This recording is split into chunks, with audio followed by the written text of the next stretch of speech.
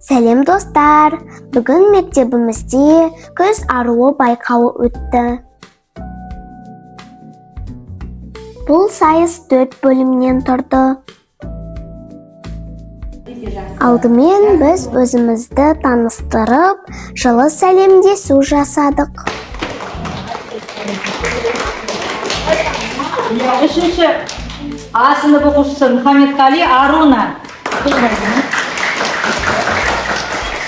Бисенғазиева Альфия.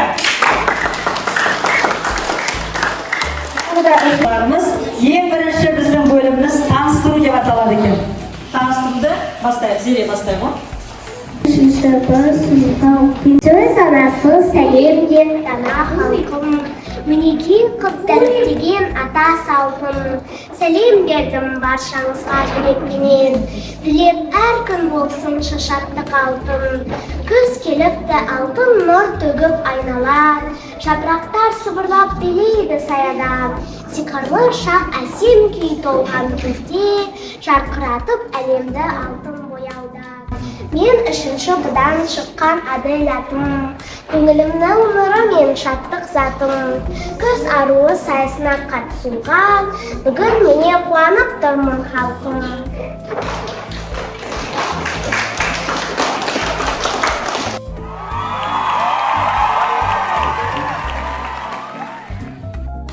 Екінші кезең шығармашылық болды. Біреулер ән айтты, біреулер би биледі.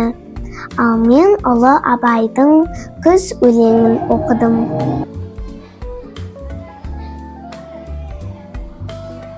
Үшінші кезеңде өз қолымызбен жасаған күзгі композицияларымызды көрсеттік. Төртінші кезеңде біз күзгі тақырыпқа сай сәнді киімдерімізді сахнада көрсетіп өттік.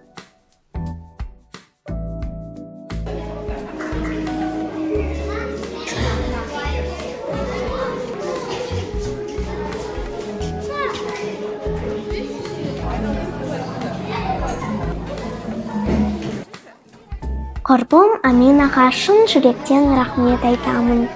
Ол маған қуаныш сыйлап, өте әдемі плакат жасады.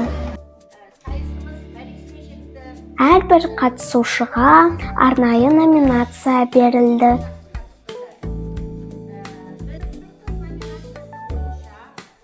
Қатысушылар жақсы дайындық деңгейін көрсетті.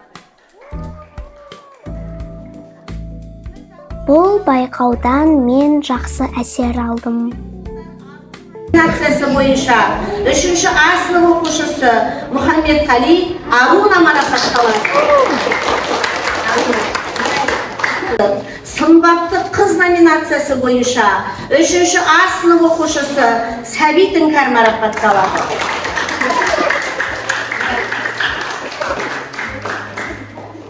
Тура осындай мәтінге күз аруы байқауына белсене қатысып, көркем мінезді қыз номинациясы бойынша үшінші Б сынып оқушысы Нұриддин Зере марапатталады.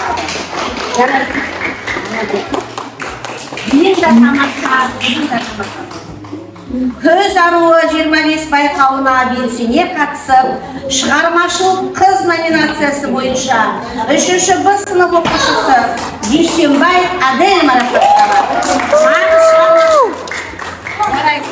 Абайдың өлеңін өте жақсы нақышына келтірді.